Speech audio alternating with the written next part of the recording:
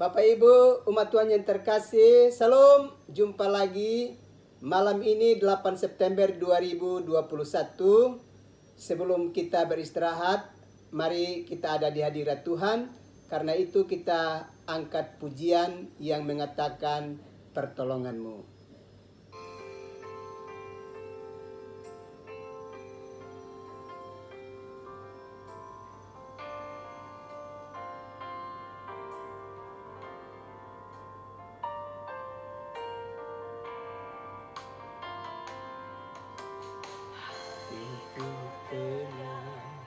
Berada dekatmu, Kaulah jawaban hidupku. Hatiku telah berada dekatmu, Kau yang pelihara hidupku. Pertolonganmu begitu ajaib, Kaulah mengikat hatiku. Di saat aku tak sanggup lagi, di situ tanganmu bekerja. Pertolonganmu begitu ajaib, Kaulah memikat hatiku. Kini mataku tertuju padamu, ku rasakan kasih-Mu, Tuhan.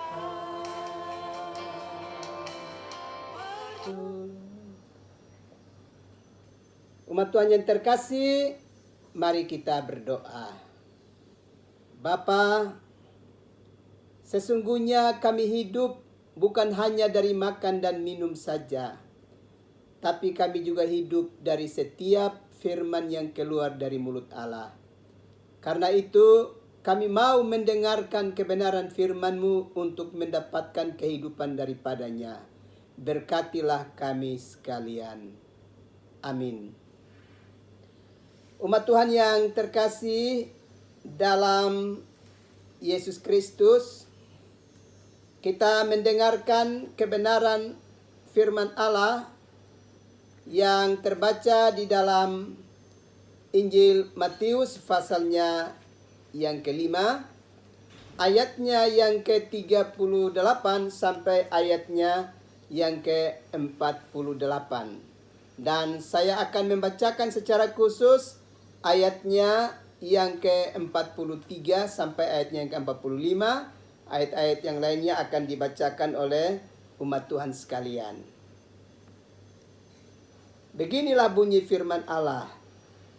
Kamu telah mendengar firman, kasihilah sesamamu manusia dan bencilah musuhmu. Tetapi aku berkata kepadamu, kasihilah musuhmu dan berdoalah bagi mereka yang menganiaya kamu. Karena dengan demikianlah kamu menjadi anak-anak Bapamu yang di sorga, yang menerbitkan matahari bagi orang yang jahat dan orang yang baik, dan menurunkan hujan bagi orang yang benar dan orang yang tidak benar. Umat Tuhan yang terkasih dalam Yesus Kristus, pada renungan malam yang lalu kita sudah belajar bersama bahwa hidup kita ini diselimuti oleh banyak penderitaan. Di antaranya adalah sakit penyakit. Tapi kita harus tetap tekun dan terus berserah kepada Yesus, Sang Penolong kita. Sebab pada waktunya kita pasti mengalami anugerahnya di dalam hidup kita. Malam ini kita belajar lagi kebenaran firman Allah, bahwa ternyata penderitaan yang kita alami tidak hanya hadir atau datang melalui sakit penyakit. Tapi kita juga bisa merasa sakit. Kita juga bisa mengalami penderitaan karena disakiti oleh orang-orang yang tidak mengasihi kita, yang mau menjadikan kita sebagai seteru bagi kehidupan mereka. Karenanya kita mengalami penderitaan di dalam kehidupan kita. Dan manakala kita berhadapan dengan situasi yang demikian, maka malam ini melalui Injil Matius pasalnya yang kelima, ayat yang ke-38 sampai ayatnya yang ke-48. Mengajarkan kepada kita bagaimana sesungguhnya kita berhadapan dengan orang-orang yang berseteru dengan kita dan mendatangkan derita atas kehidupan kita. Kalau kita belajar dari bagian firman Allah ini, Yesus mau mengingatkan kepada kita bahwa sebagai umat percaya, kita tidak boleh memberi hak kita kepada diri kita sendiri untuk melakukan pembalasan terhadap orang-orang yang memusuhi kita, yang berseteru dengan kita, dan yang mendatangkan derita atas kehidupan kita.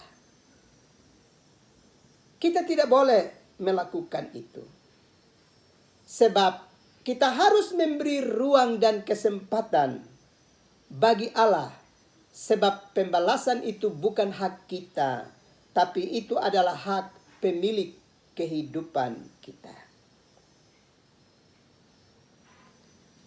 Pembalasan tidak boleh kita lakukan karena pembalasan yang kita lakukan itu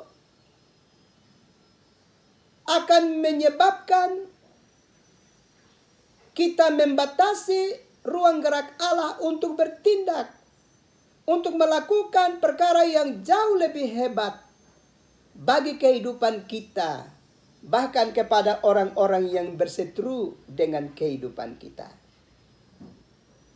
Malah jika kita melakukan pembalasan, justru kita membuat para pembuat kejahatan itu akan mengalami keadaan di mana mereka tidak lagi mendapatkan sebuah perkara kehidupan yang akan Tuhan lakukan bagi kehidupan mereka. Karena kita sendiri telah mengambil hak Allah atas hidup kita. Karena itu kalau kita belajar di dalam Roma pasal 12 ayat yang ke-19 mengingatkan kepada kita. Saudara-saudaraku, janganlah kamu sendiri menuntut pembalasan, sebab pembalasan adalah hakku. Tentu Yesus tidak sedang mengajarkan kepada kita bahwa Yesus sedang meremehkan tindakan kejahatan yang dilakukan oleh seseorang terhadap hidup kita.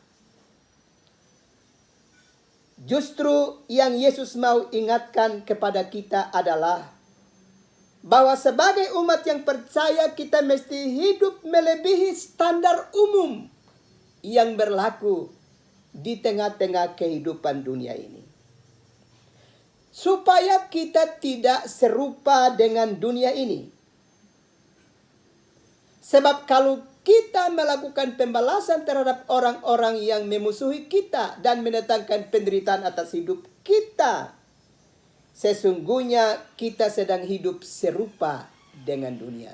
Dan Yesus tidak menghendaki hal itu kita kerjakan dalam hidup kita sebagai orang-orang percaya.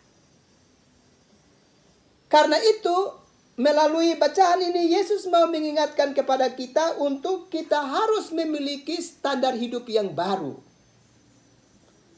Dan standar hidup yang baru yang diajarkan oleh Yesus kepada kita melalui bacaan ini adalah bahwa musuh sekalipun harus kita kasihi. Memang Kalau kita belajar di dalam Injil Matius pasal yang kelima ayat 38 sampai 48. Sedang mengingatkan kepada kita ada dua tata cara kehidupan umat manusia di tengah-tengah kehidupan dunia ini.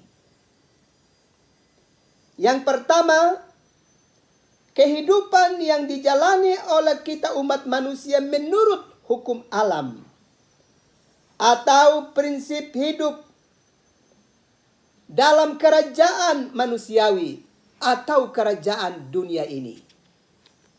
Dan di dalam tata cara kehidupan dalam kerajaan duniawi, di sana kita juga ingat bahwa ada hukum rimba, hukum gigi ganti gigi, mata ganti mata, dan seterusnya. Dan tata cara kehidupan yang kedua adalah tata cara kehidupan menurut hukum Allah. Dan melalui bacaan ini Yesus mau menegaskan kepada kita bahwa sebagai umat yang percaya kita harus hidup menurut tata cara kehidupan menurut hukum Allah. Sebab kalau kita mengikuti tata cara kehidupan alam atau manusiawi atau tata cara kehidupan menurut ukuran duniawi, maka cara hidup yang demikian itu akan menjadikan setiap orang untuk mementingkan ego. Mementingkan pribadinya sendiri. Dan tidak lagi dapat mengingat kebutuhan dan kehidupan orang lain. Hanya lebih melihat tentang kesenangan duniawi. Kenikmatan sesaat tanpa melihat lagi sesuatu yang lebih besar yang harus menjadi bagian bagi kita umat percaya. Sementara hidup menurut tata cara kehidupan Allah, orientasi kita umat percaya adalah kita melihat masa depan. Melihat kehidupan di dalam sorga rumah Bapa. Dan karena itu yang harus kita selenggarakan adalah kehidupan yang damai di antara sesama umat manusia. Karena itu Yesus mengingatkan kepada kita bahwa tata cara kehidupan menurut hukum Allah itu meruntuhkan batas-batas kehidupan manusia. Kita ingat Injil Yohanes pasal 3 ayat yang ke-16. Karena begitu besar kasih Allah akan dunia ini. Jadi bukan hanya pada pribadi tertentu, kelompok tertentu, tapi seluruh umat manusia. Karena standar yang demikian, maka kita tidak lagi hidup sebagai seteru bagi sesama kita. Karena semua kita bersama-sama mendapatkan cinta kasih dari Allah dalam kehidupan kita. Dalam bacaan kitab suci tadi dengan jelas diingatkan kepada kita bahwa Allah menurunkan hujan bagi semua orang, baik untuk orang benar maupun orang yang jahat. Bapak, Ibu, saudara-saudara yang terkasih di dalam Yesus Kristus. Karena itu marilah kita berusaha untuk hidup dalam tata cara standar hidup yang baru. Di mana kita harus mampu menjauhkan diri dari cara-cara kehidupan yang saling berseteru, saling bermusuhan satu dengan yang lain. Tapi kita harus mampu hidup dalam cinta kasih kepada setiap orang yang ada di sekitar kita. Ingatlah bahwa kalau kita saling bermusuhan, maka lingkungan di mana kita hidup akan menjadi lingkungan yang gelap, penuh dengan ketakutan, dan bahkan menghadirkan penderitaan-penderitaan bagi kehidupan kita. Mari sebagai orang-orang Kristen, kita diminta untuk menyelamatkan dunia ini dengan cara hidup dan standar hidup yang baru yang telah diajarkan oleh Yesus kepada kita sekalian. Dan atas dasar itulah Yesus telah mengasihi dan menyelamatkan kita. Maka sebagai umat yang percaya kepadanya, kita juga harus mampu menjalani kehidupan menurut ukuran dan standar yang baru yang telah diajarkan oleh Yesus Kristus bagi kita sekalian. Kiranya Tuhan memberkati kita. Amin. Kita berdoa. Ya Bapa, kami sungguh bersyukur karena malam ini Tuhan melawat kami dengan kebenaran firman-Mu. Dalam banyak kesempatan, kami juga mendatangkan derita atas kehidupan orang-orang di sekitar kami. Karena kami masih terbiasa dengan cara-cara hidup duniawi. Tapi malam ini Tuhan mengingatkan kami bahwa sudah waktunya kami harus hidup menurut standar baru yang diajarkan oleh Yesus Sang Juru Selamat bagi kehidupan kami. Terima kasih Tuhan. Ampuni kami untuk segala perbuatan-perbuatan dan tindakan-tindakan kami yang selama ini kami lakukan menyakiti hati sesama kami. Biarlah kami mendapatkan pengampunan dari Tuhan. Dan dalam hari-hari hidup kami yang baru, kami dipenuhi oleh roh kebenaran-Mu, supaya kami mampu hidup di dalam standar hidup yang baru, untuk sungguh-sungguh saling mengasihi satu dengan yang lainnya, supaya Shalom Allah boleh nyata di tengah-tengah kehidupan dunia ini. Bapa, malam ini kami mau berdoa untuk seluruh umat Tuhan dengan segala pergumulan hidup mereka.